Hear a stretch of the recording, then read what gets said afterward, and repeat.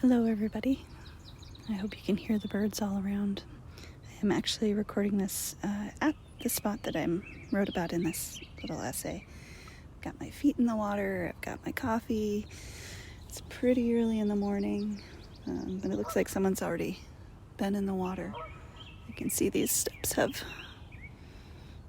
lots of splashes on them. Someone's been for an early morning swim, which I find impressive. I love the cold, but it takes a long time for our water to warm up. You can still feel the snow melt in it. Right now, where my feet are, it's not too bad, but it's pretty shallow. It's been hot for a few days. Today is overcast, which is kind of a relief. It's been very hot and sunny. A little more than I can handle, a little more than my garden wants. Well, except some of the plants. Let's see. I should say welcome to anyone new. I don't think I've done that before on an audio, but if you're here, welcome. I just read these essays, but I do have some other rambling thoughts sometimes. Hopefully don't get in the way. All right. Ma'am, watch this.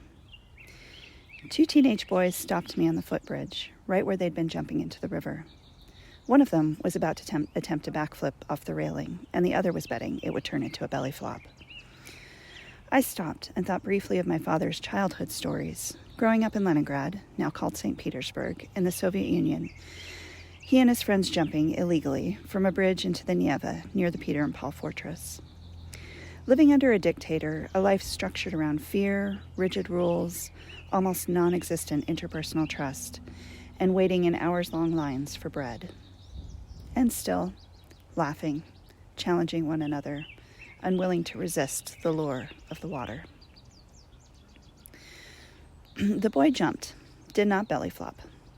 That was actually pretty cool, I agreed with the other kid, and went on my way. I'd been sitting at the other end of the footbridge for a while, on new stone steps that the city had just put in to make access to the river at that point easier, and to repair the worrying degree of erosion from years of people walking up and down the slope. Although there are easier access points and several public docks all along the river, the ends of the footbridge see heavy use. People drawn down to the water with dogs, with kids, with themselves. But it was a steep slope and slippery from time-ground dirt eroding away from the bank. In 10 years, I've gone down to the water at that spot maybe 2 or 3 times. In the weeks since the steps were finished, I've been down them, walking into the water, sitting on the lowest steps doing nothing, almost every day. The steps didn't change how I relate to the river. I visit it at plenty of other points that have gentler slopes and docks to sit on. But they did transform my relationship to it at that particular point. I feel invited now to sit with the water, drawn to greet it. From what I've seen, a lot of other people do too. When I was a teenager, over 30 years ago now, I'll be 50 in less than a year, this river was not one people swam in. My younger sister says she used to go in, but it wasn't common. It was so polluted, so contaminated from nearly a century of pollution leaching from the rail yard's containment ponds that in decades past it used to catch fire. In 2009, a years-long Superfund cleanup began on the river, which runs wide and slow right through our town from its outlet at the lake, and eventually down to Flathead Lake, all the water collected in this basin, eventually funneling out to the massive Columbia River watershed. Superfund, for those outside the U.S., is a designation implying a degree of pollution that might take decades, more likely centuries, to repair. The first time I visited the new steps was with a friend who was in charge of that Superfund cleanup. Like many of my friends, her work, cleaning up oil spills in rivers for the railways, is far more interesting and important than mine. To remedy the extensive contamination, the river was drained completely, blocked at its outlet from the lake, and the water removed. I've seen pictures, but hadn't moved back home by then. It's hard to wrap my head around the enormity of the project. In late 2014, the year after the initial cleanup completed, there have been several small leakages and spills since then. The rail yard area remains a Superfund site, and the river will likely always be at risk. A several-mile stretch of the river was designated non-motorized. Now, as soon as winter begins to loosen, the water is popular for paddleboarding, kayaking, swimming, jumping off the footbridge at that one spot where the water is deep enough to do it safely for most of the summer. And now, with the new steps down to the water, for those of us who simply want to sit by it, let it welcome our feet and our thoughts, an invitation to rest. The river will never be the same as it was before the rail yard was built and contamination started to seep into the water, at least not for generations beyond count. Not everything can be fixed, but that doesn't mean it's impossible to repair.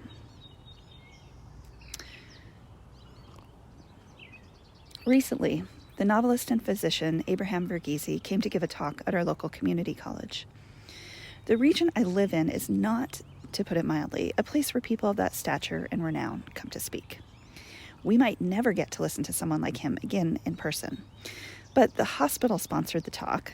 A friend quipped, I'm sure rightly, that it was probably cheaper than doing what they needed to be doing, which is hiring more nurses, and it was close to sold out. Verghese was a generous and thoughtful speaker, full of compassion and insight. Before answering questions from the audience, packed with people who worked at the local hospital or their relatives, including some of the friends I'd gone with,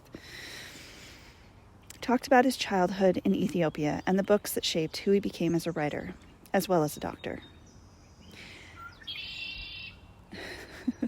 Red-winged blackbirds are always so funny.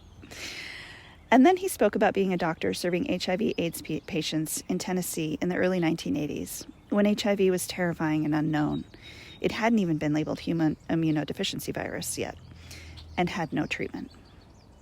It was at that time, he said, when he began to understand that for all the medical profession's fixations on curing illnesses, there is an equal or perhaps even greater need to understand what healing means. There was no cure for his HIV patients at the time. The end was known, and usually not far off, and involved a great deal of suffering. But that didn't mean he couldn't work with healing for them and their families. I've been thinking about that ever since his talk, curing versus healing, along with Verghese's calm, generous presence, with this tired audience tucked into an often huffy, even angry, and stunning little corner of Montana. I think it's what I want to say when I talk so often in this space about compassion and caregiving, whether it's in our interpersonal, private relationships or with the world at large. Why the ethos of burn it all down makes me chafe, knowing as I do, and most of us should, that when worlds fall apart, those who suffer most are those who are already suffering most, those who have always suffered most.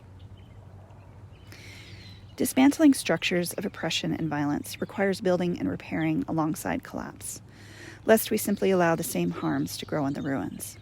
Not easy, still necessary. It made me think of Chloe Hope's work as an end-of-life doula and carer of baby birds at a wildlife sanctuary, and her writing at Death and Birds. What is at the core of life, in the end, but death, and the compassion and care that is its cosmic twin?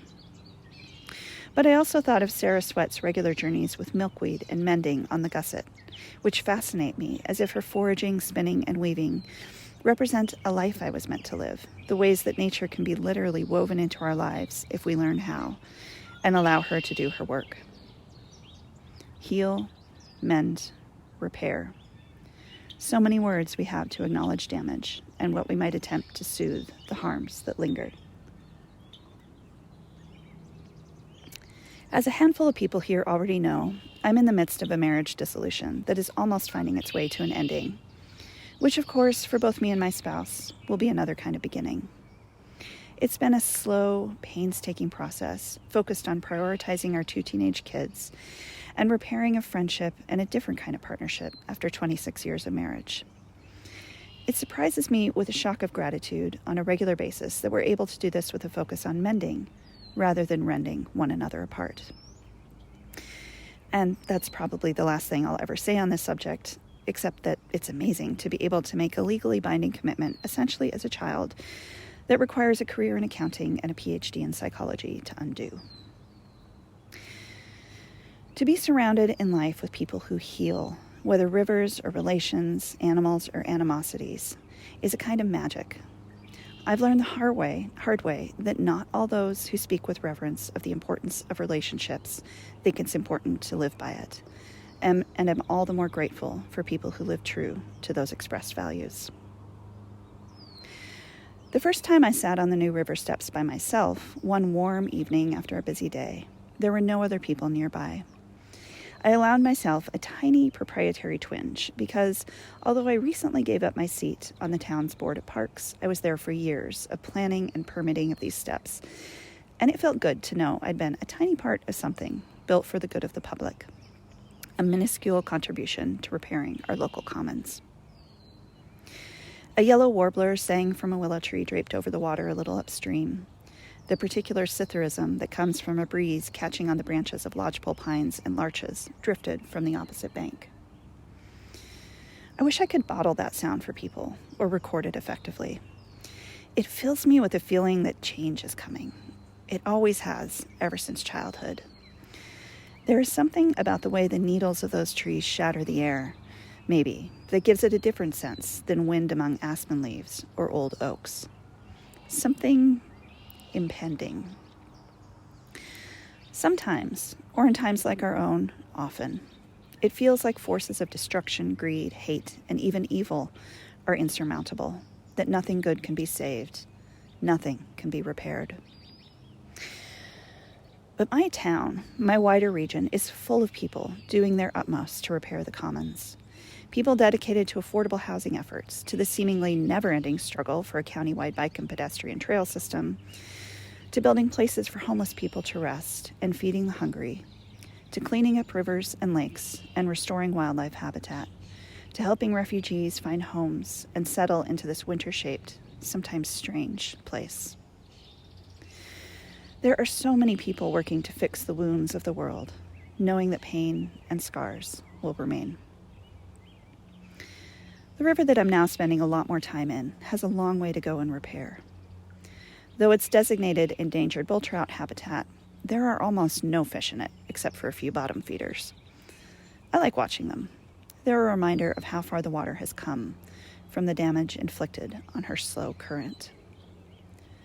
Not all can be cured. Maybe nothing can. But the potential for healing is infinite. I think instead of rambling on as I usually do, I will let you listen to a bit of bird song and think about what repairs are happening in your life today, what mending you can do or can be done for you. Although I'll probably go back and add to this that I did mean to say these steps are not wheelchair accessible. The slope is far too steep. But there are other points along the river that are a lot easier to get to with any kinds of mobility issues. And 2 ducks just floated by. So here you go. I'll just let this recording run for 10, 20, 30 seconds.